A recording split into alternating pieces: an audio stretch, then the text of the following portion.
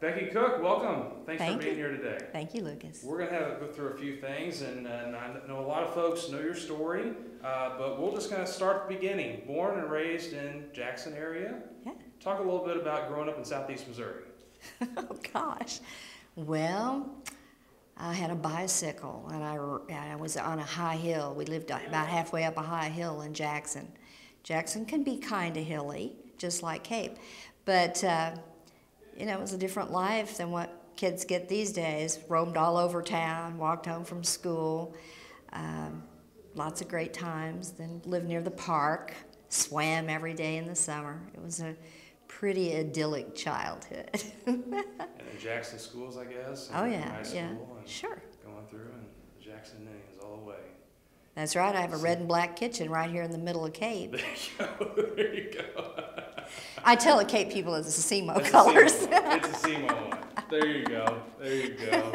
Goodness. So what kind of formed kind of your ideas going forward? Your parents obviously must have been a big part of your life. And what were some of the things that led you to go on to law school and political science? Well, in all honesty, one of the things that led me to go to law school was the fact that my dad died when I was in college, and I had said I thought I might be a lawyer. He had thought he might be a lawyer and did never get it done. But he died, and my mother went through an awful lot with the probate process, a lot of legality. I died in a plane crash, lawsuit, you know. Everything was really hard, and I thought, I could be a lawyer who could represent people and be maybe a little bit better at explaining things to the client. I could see a real need for a better connect with the client on the part of the lawyer from my mother's perspective. So that was a big impetus in my deciding to go on to law school after undergrad. Excellent. And then you go into law school, and at that point you're deciding you want to be involved, I guess, in estates and explaining things through probate. Or sure. What was the final? What was, I guess, the final, I guess, sector that you wanted to experiment with law? Well, you know, when I got out of law school, I just kind of wanted to get a job, and so I went to the Limbaugh firm, and I did what they told me to do, and I was happy to do it. And that meant I had a really varied experience in a general practice in a town the size of Cape Girardeau. And that was just the best thing for me. I'm a little ADD, and so it's good to get up and move around and do something different from hour to hour. There you go. There you go. Good deal. Obviously, being at the Limbaugh firm, you're working with Rush, I guess, Senior? Yes, Mr. Limbaugh. Mr. Limbaugh. Yes, Tell me about that. Oh, gosh. Mr. Limbaugh was the best man in the whole wide world. Just a wonderful man. When I was hired, I was the first woman to be hired since he had hired a woman in 1947. And I was coming in 1975. So he had not had a great experience with that woman, and he let me know he didn't think women should practice law. But he was the type of person that said, I have to tell you this to be honest with you. And I said, then, Mr. Limbaugh, my job is to change your mind. Mm-hmm. And it was probably about 2.5 months, and he came in and said, I've changed my mind. And said, you've got spunk. That was the way Mr. Limbaugh was. And he was just a joy to work with, except when he was, at that age, 84, going out of stop signs. He was pretty fast off the line at 84. And so sometimes that was a little exciting, but other than that, everything was great. It didn't cost him too many years. He lived on for quite some time. No, he was just and he wanted to practice law until the last day he lived. So that's a real fine statement about the practice in Cape Girardeau, I think. And I think he helped set that tone along with a lot of other great lawyers of that same era. You were first appointed to the State Board of Education by John Ashcroft. That's right. I think folks probably might be a little surprised if they don't know your story about that. Being a Democrat, being appointed by Governor Ashcroft, and that was, correct me, 1990s, right? It was 1990. 1990. Very good. Wow. Wow. Right. Google. That's right. I was keeping up with it. No. But so you're appointed by Governor Ashcroft and then reappointed in then 94, 96? Actually, it was 93. 93 by... After Carnahan was elected. Carnahan. And I was just fulfilling the end of someone else's term. Gotcha. A gentleman from Sykeston had been on the board, and he resigned because of his time commitments elsewhere. And so I was filling the end of a 6-year term, and my term was up. So I got reappointed right after the new governor came in.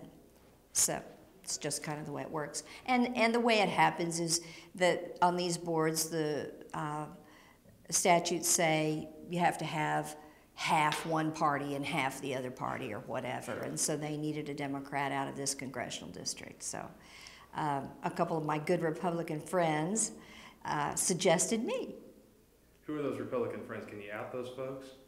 I think I can. I mean, at the time, I think it was fine. I think that Steve Limbaugh Jr., who was not yet a judge, had told John Ashcroft about me, and then John Lichtenegger over in Jackson. Gotcha. Good deal. And now the question is why? Why do you, for anybody that wants to serve on a board, obviously there's no remuneration for it, and it's a challenge time-wise. Why did you want to go and serve on that statewide board, and why education? Well, education, in my mind, after you take care of the basics of housing and food, education's the next thing that makes the difference in your life. And that's always been my belief, and I think everybody ought to be fighting to get more education personally through the entire time of their life, their term here on earth. But so it was incredibly important, I thought, that we set decent education policy in this state. And that's what this board was about and is about. The State Board of Education helps set policy on how education is conducted in this state in the public schools, K through 12. And to me, that was a big opportunity to participate in that. Great. And then obviously in 94, you're asked to fill a position to be Secretary of State in really a challenging time. Obviously your predecessor was the first woman Secretary of State, I believe in Missouri. Yeah. And then obviously you follow. But there are some challenges there. That has to be hard following somebody that's been impeached. What was that for you? I mean... Oh, it was wonderful and horrible and all that. It was very unexpected. Sure. I was never anybody who thought I was ever going to run for dog catcher. And then all of a sudden, kaboom, I'm, in a statewide elected office. And so that was a little strange. And then the office had been sort of on autopilot for about 6 months. She had not been in the building for about 6 months. Her general counsel was, I think he quit and then ultimately was disbarred. I mean, there were just immense problems out of the leadership. And so Governor Carnahan had his person who was head of the Office of Administration going over there and trying to be sort of Secretary of State. And that was inadequate because the Office of Administration is an incredibly busy, the heartbeat, so to speak, of state government out of the administration. And so it was stretched and things were way behind and a lot of things needed to be taken care of pretty fast. I know one big thing that you pride yourself on is being efficient and trying to get things done in an efficient way. But you're already serving on the State Board of Education. I would assume probably feeling that you're making a difference on policy-wise. Why did you agree to fill that position, especially at that point in time in such a difficult circumstance? It's sort of like the Boy Scout motto, be prepared. I felt I'd be a great Secretary of State. I mean, I just got a big enough ego. I guess I thought I could do a good job. And they needed somebody who could do a good job. And it was just a fabulous challenge that I would have never dreamed of on my own. But if Mel Carnahan, who I highly respected, thought that much of me, I thought I should think that much of myself too and go see what could be done. And obviously the voters recognized that, and you were reelected in 96. And then in 2000, you decided not to run for re-election. Why is that? Well, you know how far it is from Cape Girardeau to Jefferson City, and San how long a Francisco. drive it is. Our children moved from Cape I went in December, and they stayed down here with my husband, their dad, for the rest of that school year. And then they moved up to Jeff City. That was not something that was part of our life plan. And it was a really difficult transition for the kids. My husband continued to work down here. And so during the week, he was down here, and he was driving back and forth because I was doing stuff all weekend long everywhere else, and it was a jumbled life. Yeah. And our kids, luckily, are accomplished, good kids, and they managed it pretty doggone well. But I think if you would ask them today if they would have rather stayed in Cape Girardeau and finished their school with their friends, they would have preferred to do that. And through the 6 years that I was in Jefferson City, I rarely got home to Cape. And when I did, and I'd see the front yard, I'd just die of embarrassment. Because things were just not like they should be. But, you want to live a good life. And our family did have a lot of adjusting to do there, and we were separated a lot. So if you want to do a statewide office, you have to recognize the fact that you're going to be all over the state of Missouri most weekends, and through the week too. But it's the weekends when the kids have all their activities, and you don't always know when those activities are going to go, but you've got people asking you to do something 6 months out. Those kinds of commitments sometimes crashed, and it was an issue for me. I've seen politicians say, I never sacrificed a day for my children. I was always there for them. Either they weren't doing a very good job at their office, or they sometimes cheated their children. I cheated my children, I admit it, and they don't blame me for it right now. I hope they never do. So in 2000, obviously you didn't run. Your kids were how old at that point there? Well, by that time, let's see, let me think that one through. Morgan was 17, and Hunter was 19. Okay. So Hunter, your youngest probably, I guess, maybe one more year of... She actually decided to graduate early from high school, and she started Mizzou as I left office in January. Okay. So that's what happened. So your kids, though, they graduated. And she was 18 that month in December. She was 18. I got that wrong. Gotcha. So your kids are obviously grown, going on to college, but I guess you wanted to be, just be around for their activities, I guess, in college, really. Right. I mean, as far as we were concerned, it was time for us to spend our time focusing on each other. And that, you're right, they were gone. It was sort of an empty nest thing. But John had really been the one who made the ultimate sacrifice because he was driving back and forth. He learned to fly and got an airplane because his back was killing him driving back and forth, sometimes 2 times a week, so he could be with us midweek for a day or something like that. And it was time for him to have a spouse and a more normal life, I think is a fair way of putting that. So you had 4 years of a normal life, I guess, quote unquote, and then 2004, you decided to get back in it. What changed your mind? Well, that was a situation where the then Lieutenant Governor was running again, and he bowed out unexpectedly. And the Democratic Party needed a candidate, one who could be a viable candidate, who could run in some name recognition. And so when that happened unexpectedly, I got asked by a lot of people to run. And I thought, by this time I was rested, and I thought, this is a different office. This would be a different challenge.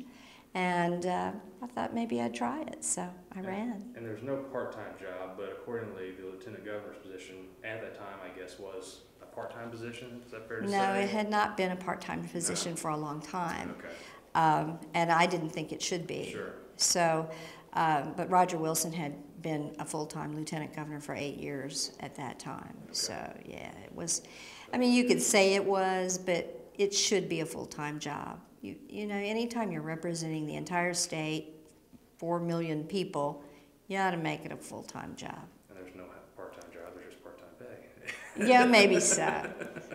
So you're running in 2004 against a fellow Cape Girardean, Yeah. Peter Kinder. Yes. You got two folks from southeast Missouri, Cape Girardeau no That's less, true. running for a statewide office. I would assume probably you and Peter are friends. Yes. How about that campaign? What was that like for you? You know, I think Peter and I probably more than the others stayed apart and made sure that we didn't run into one another.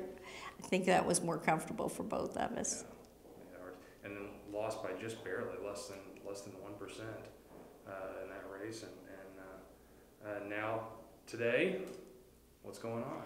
Today I'm just volunteering and practicing a teeny bit of law on the side, but mostly I'm doing some things that I care about in the schools here in Cape. We're going to get to a couple of those here in a second, but while we're still on the politics bandwagon here, Cape Girardeau predominantly now held in county seats by Republicans. There's one Democrat, Jerry Reynolds, the assessor. What do you attribute that, other than maybe voter demographics in this area? And do you see the local Democratic Party as a viable option still? Well, I do, but apparently not very many other people do. You know, things have just gone a lot more conservative in southern areas in the last few decades. And Cape is a very southern, southeast Missouri is a very southern area. And there's some trends that you just can't buck. But I have my own firm beliefs about the right way to run a government. And I believe firmly that Democrats understand that if you gotta have a government, make it run right. And do it. Go ahead and do it right. When you mention efficiency, that's what I'm about. And I hear a lot of talk about, we're going to get rid of the red tape, but I don't ever see them do it when they get in control. It's more red tape. So that's a frustration. So what could we do on a state, I won't go national just yet, on a state level to get rid of that red tape, to make government more efficient for Missourians? Well, I mean, you know, I'm not going to sit here and figure out what each little thing is. I honestly do not know right now. But one of the things I can say I did while I was there was right as the internet was starting to really kick in. And I'm very proud of the fact that I fought to make sure that we didn't let, you know, companies come in and automate us at a low cost and then charge for the use of the public record. I've really believed strongly, and the Secretary of State's office is the main repository of public records in Missouri government. So it was my responsibility. And I had these companies all saying, oh, we can get you up on the net and it won't cost you anything.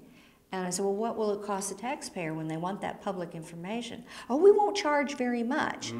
But it was, if you're a lawyer, for years we bought West Publishing books to see what the decisions were out of our courts. That was the first thing before we ever had an internet, where they charged us for our public information. And I was darn not going to have it happen with the internet. And I'm proud of that, because there are other states today where if you go on the website, you'll have to pay to get, 50 cents to get copies of such and such. We didn't do that here, and I'm proud of that. When did the Secretary of State's office go to the digital web format for folks wanted to find out what a certain office, what their staff made? Well, that was during the period that I was there. That was that period. Yeah, from 1995 to 2001 was a big time for getting web work up on, and we did the first actual internet where you could check in and see how the elections were going by county and all that sort of thing. We did that. Good deal. The tones, political tones. Have you seen a difference from the time that you ran as Secretary of State and Lieutenant Governor to today's campaigns, as far as on a local level, on a state level, or a national level? I don't really think it's all that much difference. I think there's a lot of difference on the attitude within the legislatures, I think there's a lot more anger and recrimination and backbiting and all the other nasty things you can think of going on in the actual forums than there used to be. There was always a respect for one another within the forum, and they might have some real words right outside, but not within. And lately, I have seen some of that, I think. But you know, it's always been nasty. You remember Thomas Jefferson? It was nasty back then too. So it's not the end of the world, I promise. No. All right. One more question on politics here, and that is women in politics. Obviously, when you worked for Mr. Limbaugh, that was a challenge then. He didn't think that women should be in law, I guess. And then in politics, are women getting a fair shake, whether it's Republican or Democrat? I think so. Yeah. Whether it's Hillary Clinton or Sarah Palin or anyone else. I think that women running in the Democratic Party have a better advantage, because I think there are more Republicans who don't really want to vote for women. And so when they have a woman to vote for, they're more likely to do that. The Democrats, I don't think, care that much one way or the other. So that if there's any advantage, I think it's to a Republican woman in an election.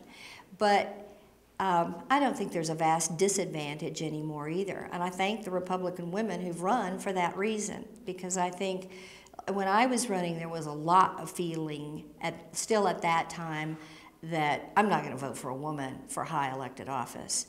It wasn't so bad for the down ballot statewide, but for governor, I think there was a real prejudice against that. And I think that's fallen away. I think Hillary Clinton did a lot for us in that. I think, I personally was pretty frustrated that when she was kind of really out, she took a long time to really get out. But she ran she looked good, she sounded good, she did a nice job of managing policy questions. And of course, since then, as Secretary of State, she's done a great job. So I think that when there's somebody out there that people reviled, like they reviled Hillary Clinton, and they see that, yeah, she could actually do a good job, I think that makes people think a little bit more about maybe they shouldn't be so negative at the outset and give people a shot. Male, female, whatever color, whatever creed, they should have a shot. Why do you think that she didn't get the nomination? Obviously, Barack Obama was an amazing campaigner. Yeah, I think that might have been it. I think there's a lot of folks, probably myself included, that thought she was a lock to get the nomination. Just from kind of past experience and going the political realm. Is there anything particular you can say that why she didn't get it? No, I don't think there's anything particular, except that Barack Obama knew how to ride a wave. He surfed really well that year. Yeah. And I think that that's the way campaigns are. They can take on a life of their own, and people get behind something, and the bandwagon is going by, and everybody's getting on it. There is a momentum that affects results in campaigns, negative or positive, and he had such a positive momentum in that race that I think she just got run over. That's what I think happened. But she's been great about that, and she's understood playing on the team and doing a fine job for the position she's holding, and I respect her for that. I guess I lied. I said one more question about politics. I got one more. Okay. Would you ever consider jumping back in, running for office? I have said no, and I used to say, oh, you should never say no, and I've said no. And I think no. Probably not. What would bring you back into public office? I can't think of anything right now. Yeah, when I'm willing to say no, when I typically say I should never say no, that means I can't think of anything. So that'd be an angel from God coming down, right? Yeah. Okay. Right. All righty. So now the fun stuff, education. You're very involved now in the United Ways Read to Succeed program. Good results last year with Blanchard. Tell me a little about it. Well, we just tried to do an experiment. We were basically coming off of the Jackson program that they call READ. We called ours Read to Succeed, just to be a little different. And at Blanchard, we decided that we would try to help out the situation that they had there. Blanchard had lost a kindergarten teacher from the year before, so they were going from 4 classes to 3 classes. And they were expecting to have at least the same number of kids, which was going to put them at 25 to 27 children per classroom, which is way too many for kindergarten. And it's a 79% free and reduced lunch school. For anybody who doesn't know what that means, it means that these children are probably below the poverty line and they are getting assistance. And all kinds of studies show that those children are more at risk to fail, to not succeed academically. And usually they need a lot more support in order to succeed. So that combination had the principal, Barb Colfield, pretty upset. And she asked us if we could make this a kindergarten program because she needed volunteers at the kindergarten level. And so we did that. And we started out teaching the kids pre-reading skills. And when they exhibited that they were starting to get the concept of sounds, like a letter, instead of the name of the letter, the more important thing for a child to learn when they're reading is the sound of that letter. And once we got that going and we got them starting to blend the sounds so that am was am,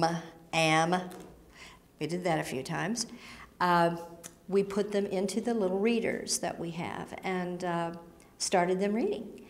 And they came out in groups of 6. And we felt that bringing them out in a number like that helped the teacher because that's basically a reading group. And so we took a reading group and gave those children a half an hour one-on-one with someone 4 days a week for 50 sessions. And in that time frame, we just worked on those concepts, just made them take their time, made them look at each letter and sound it out and then listen for what that word was. And they became good little readers. And so this year when they did the testing this fall, at the end of last year, in May when they did the individual testing, we had touched 49 of the 76 kids. And 74% of the 76 kids tested at above grade level expectation in reading. And all but 2 were reading at grade level, which is a phenomenal result. It was by far the best in the Cape schools for kindergartners, and it was very unexpected since those classes were so large and it was already an at-risk school.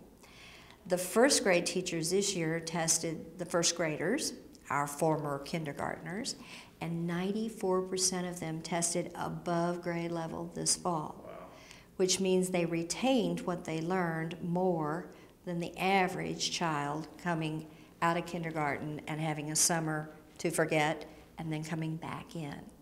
So we're very proud of that. We think they really got the concepts and they own them, and we think that's going to make a difference for them for the rest of their lives. This year is expanded to Schroeder. Yes. And so how many total kids now between Blanchard and Schroeder? 48. We've got 24 kids in each school, Okay. and that's 6 kids per classroom. There are 4 classrooms. Blanchard got a 4th classroom back for kindergarten this year, so they're happy. And we're doing a kindergarten program at Blanchard and a 1st grade program at Schroeder. Excellent. So we're excited, and the kids are great. We started Schroeder Monday. We haven't started Blanchard yet because they're kindergartners. They need a little more time to get ready, and we'll do the pre-reading for them for about 3 weeks, and along about November, they'll start going into the books as they each demonstrate their readiness. How many volunteers do we have right now? Around 140. That changes minute by minute, so it's around 140 different people. But a lot of those people are doing more than one session, so thanks to them. Great. I guess you'd probably be willing to see more volunteers. Yes. Absolutely. Absolutely. Well, how do folks need to get involved to get volunteers? Well, they can call me, and I'll give you numbers here in a minute. They can call me, they can call the United Way, and I can't remember the number of the United Way, and they can call Monique Johnson, who is the new coordinator at Alma Schroeder. Her children have been and are at Alma Schroeder, and she is a counselor by trade. She's a member of the Graces Women's Council of the United Way, and I am thoroughly thrilled that Monique has decided to give this gift to the community, and then I can concentrate on Blanchard, and then we can consider a third school. There we go. Yeah. Plans for next year already in the works, huh? Yeah. Good deal. Good deal. Excellent. The couple things here I think I missed earlier here. I guess this kind of ties back into politics. Back in 2004, with the Cardinal Baseball Stadium, there was an ad out there that apparently had you and Robert Carnahan in there, and Mayor Slay, I don't think was a big fan of it. No, he wasn't. So tell me a little about, was it just in general state funding for the stadiums that you're opposed to? Sure. I feel like some things ought to be able to fly pretty close to on their own, or at least have their city support it. I didn't think that people in southwest Missouri who live hours and hours and hours away from St. Louis should be helping out with building a stadium up there in public funds. I think it was fine for the city to support it, or the county, or anybody. If Crawford County wanted to support it, fine. But I didn't think it was appropriate for the entire taxpayers of the entire state of Missouri to build a stadium in the city of St. Louis, and I still don't feel that way. Sure. A lot of, I guess... Smaller seats and more expensive, too, I might add. And we're hoping at the time that this airs that they're going to pull something off this week. Well, it would be great. So we can get back into that state stadium, right?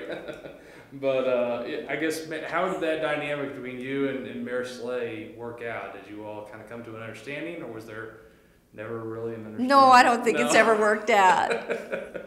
You know, we all have our jobs to do. Sure. And I represented the state, and he represented the city. And I have no quarrel with his position as the mayor of the city of St. Louis. But I wasn't the mayor of the city of St. Louis. So that's how politics ought to be. Yeah. I think that's how you get a decent result, when you have people advocating for the different positions. Hopefully there can be some reasonable compromise. Yeah. If you were in Mayor Slay's position, I know on the outside you say it's fine for the city to support it. If you were Mayor Slay, would you be a proponent of St. Louis funding the ballpark? Well, are you saying of the Missouri legislature making sure that Missouri supported the ballpark? Yes. I probably would have. I mean, if you're elected to represent a certain constituency, I think that's appropriate. I've never had any quarrel personally with Mayor Slay about that at all. I understood his position. He was the mayor of the city of St. Louis. State tax credits. This is kind of a similar thing that we're facing now with this China hub. Should we do away with tax credits? Should this go through the legislative process, or should we be having this one board that says, here are tax credits? You know, I'm really not going to. I'm not up enough on answering that question. And so I don't think I should really take a position. I'm not with it enough right now to decide that in my own mind even. But I will say this, I do think that so often we go overboard trying to drag somebody in, like the aircraft company down here at the airport, and it doesn't work out. And I've seen it so many times that I have become very gun-shy about these tax credits. I think we need to make sure that companies are viable on their own and that they don't require the taxpayer to create them and support them. People say we need government out of business. This is where government is in business. They are in the middle of business, and they're creating businesses for a lot of people who know how to play the political game and get the support out of the politicians. And I think we need to be a lot more cautious about that than we have been in the last couple of decades. The Taylor Institute, that was something that you're behind. Yeah. Talk a little bit about that. Well, the Taylor Institute is, you know, I know the people who are the creators of that. David Crow and his son Taylor, who is autistic, are neighbors of ours. And Taylor is my son's age, and I've known him since before he was born.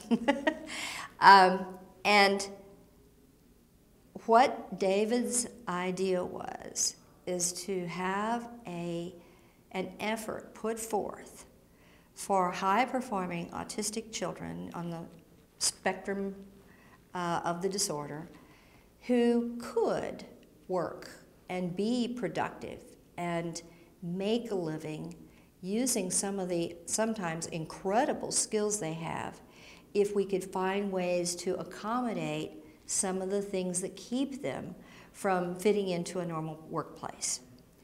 And so the idea of tailoring an education or career development for a child came from that. I think it's an excellent idea. Anytime we can take a child who has potential and reach that child's potential, we have done a good thing. That's why I do Read to Succeed for a lot of average kids. But also, in this case, we have children who have special issues that must be dealt with in a very special way. And it takes a little bit more effort than just your average kid. But boy, you can get some incredible results. I've got to tell you this since you asked. Taylor is helping us with another set of books that would be locally oriented, that our kids could read at the same level of the little readers we have now. Last year we had some kids who really didn't move as fast as normal, and so they were reading some of these books over and over again, and at the beginning level that's pretty boring. Mm-hmm. And they were still not getting the concepts though, so we couldn't move them on up. Mm-hmm. So we hit upon the idea, and Ann Gifford, who is a professor of education at Southeast, said, I'll start writing some alternate books. And then we asked Taylor if he would consider illustrating them, and he has just done a magnificent job. He's got a frog jumping up and down the Common Pleas courthouse steps, for example, and an elephant's trunk sticking out of a tree. He's incredibly gifted. And he has shared that with the children of what I hope will be the Scott City, Jackson, and Cape communities, where we'll put these books into the classrooms so that teachers can use them. So that's an example of tailoring a skill that a child has for an adult occupation and career. And Taylor is making a living as an artist, as an international speaker, etc. And he is the perfect example of what could happen if we tailor things for some of these high-performing children in the autistic spectrum. Your husband, you mentioned earlier, going back and forth between Cape and Jeff City. Obviously, he's been a big support for you through all these your political career. Talk a little bit about his impact. Well, John can sometimes be a very, very opinionated person. I think anybody who knows him would say. But in this case, I can still remember when I got this unexpected phone call from the governor. I had just recently turned the governor down on another board he'd wanted to put me on, which was a technology board. And I really wanted to do it, but when I talked to John, I was already on the State Board of Education. I'd stopped practicing law so that I could devote more time to the kids and him and, State Board of Education. And he said, how often are you going to drive to Jeff City? That kind of thing. And I thought, I got to get real. I'd love to do that, but I turned the governor down. And I said, I can't be on this other board. I'm doing what I'm doing, and this is it. So when he calls and says, have you ever thought about the Secretary of State's office? I went, I didn't know for sure if he even meant me. Thought about it. Well, no. And so he said, well, I'd like for you to think about it. And I said, Governor, recently I had to turn you down for another. I said, John just isn't going to go for this. And I said, you honor me beyond words, but no, I don't think that's anything that we could really consider. And he said, well, what I'd like you to do is talk to John. Just see what he says. And if you could get back to me, that would be fantastic. So what I did, I called John, and this was, you know, in December, and we had talked that morning that he was going to come home later in the day and hang the Christmas tree lights. And so I called him, and I said, John, he goes, I'll be home in just a minute, I'll be home in just a minute, clang. And so he comes in, and I'm like this, and he goes, well, what are we going to do first? I said, well, first we're going to sit down. So he sat down, and I told him about the phone call, and he just goes, that man is smarter than I ever gave him credit for. Because he said, you're perfect. You would be great at this job, you know. And so he was behind it from the first second. But it was also a huge personal sacrifice. John is not a person who likes to be alone during the week. And he was alone during the week while the kids and I were in Jeff City. That was hard for him. But he went to all of these, you know, these affairs, you know, the rubber chicken circuit or whatever they call it, the banquets and all. And he was used to being the speaker. I wasn't the speaker, he was the speaker. And then he'd walk in and everybody go, oh, Bekki, you know, and they were all over me and he was standing back there. It was an adjustment for him, but he did really well. He really did. And he handled everything excellently. And assisted in the campaign and all those kinds of things really well. But, you know, it wore, and that was one of the reasons that I decided it was just better to not run again. Anything else that we didn't talk about today that you think? I want to give you my phone numbers so that anybody who's interested in volunteering, and you don't need to be a pro, we can show you what to do with very little training, so to speak. We bring people in and we show them right there on the spot what we do with the kids. And people, I think, find that to be very easy to do. My number is 334-5876, and my cell number is 579-9533. And we'd love to hear from people. We have 8 different times during the week, 8 different times a day and 4 different days a week that people could come, and they could come for as little as a half an hour at a time. Great, great. Bekki Cook, thanks for coming in. Thank you very much, Lucas.